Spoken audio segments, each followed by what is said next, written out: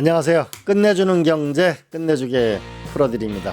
명지대학 석좌교수 이광재입니다. 오늘도 구독자 10만을 향해 가고 있는 우리 이정환 슬로우뉴스 대표님과 이야기를 나눠보도록 하겠습니다. 우리 환율 시장이 지금 1,500원대를 왔다 갔다 지금 하고 있는 공포에 있는데요. 이게 왜 멈추지 않는 건가요?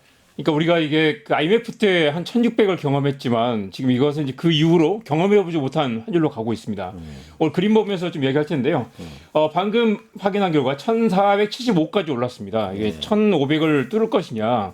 사실 이제 아주 가파르게 오르지는 않을 거다. 그리고 정부가 환율에 개입을 해서 어느 정도 이렇게 관리할 것이다라는 얘기 있지만 1,500 이상까지도 감안을 해야 된다. 그리고 기본적으로는 한동안 계속 오를 가능성이 높다는 거고. 이게 지난 1월부터 나타난 건데요. 보면 이제 마침 또 한국은 이 비상계엄 그 내란 사태가 있어가지고 마침 내란 직후부터 환율이 급격히 올랐다가 이제 윤석열 탄핵되고 다시 안정되는 그 모양새 갖췄다가 다시 이제 새 정부 들어서 이제 오르고 있는 모습을 볼 수 있습니다.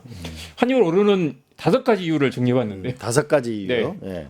그러면 보시죠. 이게 이제 일단 미국과 한국의 금리 격차가 꽤 오래됐죠. 이게 2023년부터 지금 이제 미국은 한 5%가 올랐다가 지금 이제 4.0까지 떨어진 상태고요. 네. 파란색이 한국입니다. 한국은 이제 3.5까지 갔다가 지금 2.5입니다. 그러니까 이제 당장 노는 돈이 있다면 달러화를 가지고 달러화 예금에 넣어두는 게 한국보다 이자가 훨씬 높다는 거죠. 당연히 이제 글로벌에 도는 돈은 이왕이면 이제 달러화로 보관하려고 하고 한국 기업들도 외국에서 돈을 벌면 그 돈을 굳이 환전하지 않고 당연히 이제 미국에 이나 해외에 묻어두는 달러로 보관하고 있는 모습인데요. 우리 지난 시간에 한번 다뤘지만 삼성전자가 보유현금이 한 100조 원 정도 되는데 삼성전자 보유현금이 100조인데 네, 그중에 90조 원은 해외 자산으로 보유를 하고 있다는 거죠. 그리고 굳이 이걸 한국에 환전해서 들어오지 않고 심지어 자회사인 계열사인 삼성 디스플레이의 돈을 20조 원을 빌릴 정도로 이왕이면 해외에 두는 돈은 그냥 해외에 묻어두는 거죠. 계속 왜냐하면 달러가 올라가니까 더 올라갈 테니까 지금 바꾸면 손해라고 보는 거죠. 두 번째는 이게 이제 한국과 미국의 성장률인데요. 2000년부터 연도별 나타낸 것인데 안타깝지만 윤석열 정부 때 우리가 미국보다 성장률이 크게 뒤처졌습니다. 보시면 2021년, 22년 계속 뒤졌죠. 그래가지고 올해도 지금 0.9냐 1.0이냐 나오는데 미국은 2.0을 할 거고요. 그러니까 그렇죠. 한국이 미국보다 성장률이 절반밖에 안 되는 상황. 그리고 내년도 지금 이제 회복을 하겠지만 미국과 비슷비슷하거나 한국이 미국보다 성장률이 떨어진다는 건 정말 충격적이지 않습니까? 그렇죠. 이런 상황이 계속되고 있습니다. 그렇기 때문에 당연히 해외 투자자들은 당연히 성장성이 높으면 그 경제가 다 올라가고 밀물 때는 모든 배가 떠오른다고 하지 않습니까? 성장률이 좋은 나라에 투자를 해야 기업들 실적이 올라가겠죠. 이게 두 번째 이유입니다. 이게 이제 그 2000년부터 본 건데요. 보시면 이제 그래프가 그 확실하게 비교가 되죠. 세 번째 이유는 이게 이제 직접 투자와 유출과 유입인데요. 이게 이제 기업들이 돈을 빼내가서 외국에 지금 공장을 짓거나 해외에 투자한다 해외 이런 투자입니다. 얘기네요. 그러니까 FDI라고 하죠. 이제 국내 기업들이 해외 투자한 게 파란색이고요.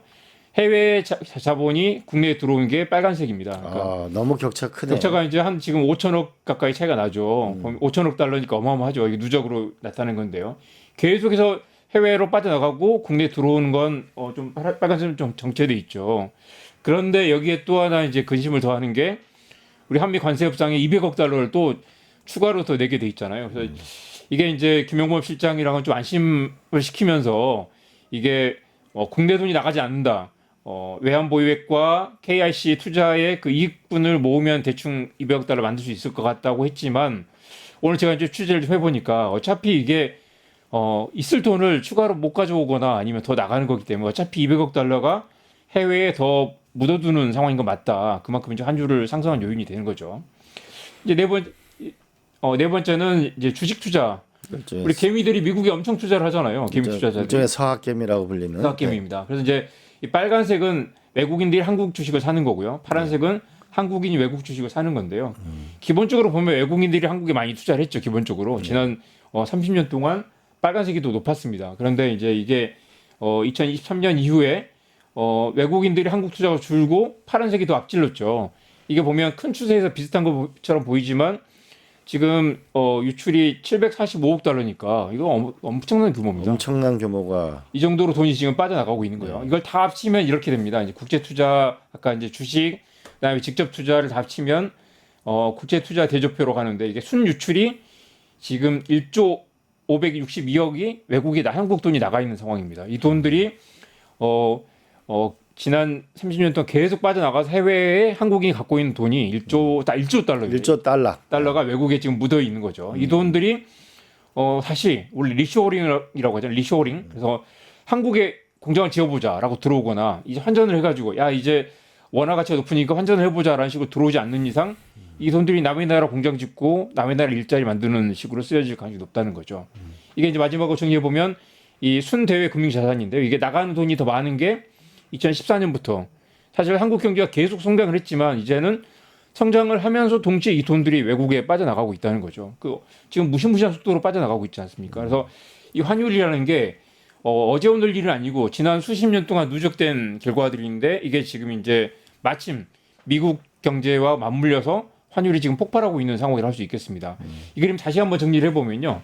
이게 이제 국제 투자 대조표인데 아까 그 그림이죠. 빨간색이 빠져나간 것, 파란색이 들어온 것입니다. 보시면 이제 직접 투자도 한 5천억 달러 정도 빠져나간 게 많고요. 증권 투자는 비슷비슷하지만 이것도 한 1,000억 달러 가까이 지금 더 빠져나간 게 많고요. 나머지 다 합치면 1조 562억 달러가 지금 빠져나간 상황이다. 이거를 이제 다른 그림과 비교를 해보면요. 우리 GDP가 1조 8,699억인데요. 이제 대외 순자산이 지금 마이너스가 1조 원이 지금 나가 있는 상황이고 외환보유보다 더 많고요. 우리 경상수지가 990억 달러밖에 안 됩니다. 그러니까 1년 동안 우리가 기업들이 열심히 돈 번 돈이 990억 달러인데 1조 달러가 외국에 있다는 건 이게 얼마나 저도 취재를 보면서 정말 이게 우리가 의식하지 못했지만 계속해서 돈이 빠져나간다는 건 정말 충격적인 일이다라는 생각이 듭니다. 보시면 이게 이제 다른 나라들과 비교해 본 건데요. 맨 위에 빨간색이 일본입니다. 일본은 사실 이게 아침에 제가 취재를 하면서 보니까 일본이 잃어버린 20년, 30년 빠지는 것도 일본 돈들이 다 외국에 나가서 투자를 하고 일본 내에 투자가 안 일어나는 일본은 거죠. 성장도 안 되고 경제도 침체돼 있고 역동성을 잃었기 때문에 돈들이 다 일본의 부자들, 일본의 기업이 다 외국에 빠져나갔던 거죠. 이게 지난 30년 동안 이렇게 계속 됐던 거고요.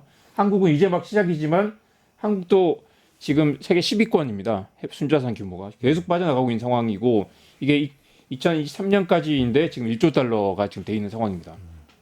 결국 이게 한국의 투자를 네. 외국인이든 우리 네. 국내 기업이든 한국 투자를 늘려야 결국은 일자리도 늘어나고 결국 경제가 성장할 텐데 어떻게 해야 될까 이거?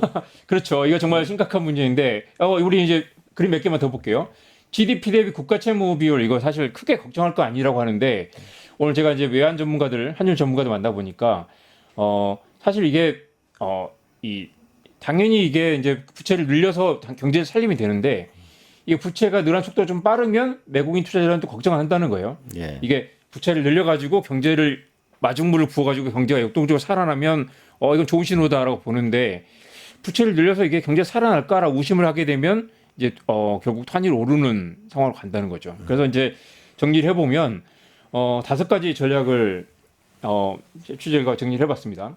당연히 성장률을 끌어올려야 되고요. 그러니까 네. 우리가 이제 지금 1% 잠재 성장률 1.5인데 잠재 성장률에 못 미친다는 건 우리가 그만큼 지금 잘 굴러가지 않고 있다는 거죠. 이거를 성장률을 끌어올리면 이재명 정부가 지금 모든 걸 쏟아붓고 있는 게 잠재 성장률이잖아요. 그렇죠. 성장률을 끌어올리면 적어도 미국보다 성장을 빨리 한다라고 하면 돈들이 들어오게 돼 있습니다. 두 번째는 당연히 국내 투자 매력을 높여야 되죠. 그래서 외국인 투자자들에게 아니 또 개미들도 마찬가지고요. 엔비디아보다 삼성전자, 엔비디아보다 SK 하이닉스가 더 좋다고 생각하면 당연히 이쪽에 투자를 하겠죠. 지금은 그런 한국에 기회가 있다. 믿음을 주지 못하니까 그런 거고요. 세 번째는 당연히 삼성전자나 다른 현대차도 야 한국에 공장을 지으니까 훨씬 더 이렇게 숙련된 노동자들이 더 퀄리티가 높더라. 공장들을 돌아가게 만드는 거야. 지금 이게 우리가 당연히 뭐 해외 진출하자라는 게 지난 10여 년 동안 변화했지만 트럼프 보세요. 제조업을 살려야 된다고 저 난리를 치잖아요. 당연히 해외에 간 공장들 돌아오게, 해외 직접 투자 자금이 다시 한국으로 돌아오게, 아니면 외국인 투자자들이 한국에 공장을 지어보자라는 걸 만들어야죠. 네 번째는 아까 말씀드린 것처럼 정부 부채 속도도 관리해야 돼서 외국인들이 한국 정부 부채는 GDP 대 50%밖에 안 되기 때문에 이 정도는 큰 걱정 안 해도 된다. 이재명 정부가 정부 부채를 늘려서라도 경제를 마중물을 부어서 경제를 살려낼 거다라는 믿음을 국제적으로 주는 게 중요하고요. 마지막으로 지금 이게 상법 개정안 지금 3차까지 나와 있잖아요. 이게 중요한데 투자 매력을 높여서 기업 실적 대비 우리 PER도 낮잖아요. 그 기업 밸류에이션도 낮고 기업들에게 주주들에게 배당도 많이 주고 논란의 여지는 있습니다만 지금 자사주 소각도 계속 이야기 나오죠. 이런 것들을 좀 하면 실제 기업 가치 대비 주가가 낮은 부분, 코리아 디스카운트를 좀 해소해서 주가가 만약에 엔비디아처럼 50배는 아니더라도 지금 12배니까 이게 20배만 돼도 지금 주가가 5천을 넘어서 갈 수 있는 거죠. 그런 부분들이 되면 다시 외국인들이 주식을 더 많이 살 것이고 당연히 외국인 유입이 늘어나면 환율도 안정이 되겠죠. 이게 다 맞물려 있는 그런 상황이라고 할 수 있겠습니다. 네. 결국에서 정리하면 결국 한국의 투자가 늘어나고 네. 투자가 늘어나면 좋은 주식이 나타나고 네. 그러면 이게 국장이 활성화되고 이래야만 결국은 환율이 안정될 마지막 것이다. 빼먹이 그거죠. 이재명 정부의 AI 성장 투자, AI 고속도로가 작동을 하면 이 모든 게 5가지 톱니바퀴가 맞물려서 굴러갈 텐데 지금 그 엄청난 어려운 도전을 하고 있는 상황이라고 할 수 있겠습니다.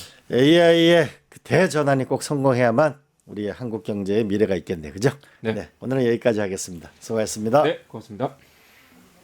파파파파 증권홍합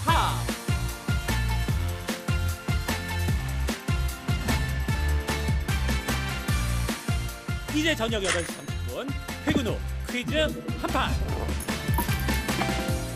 혼자 하지 마세요. 같이 해요. 매일 저녁 8시 30분 많은 참여 바랍니다.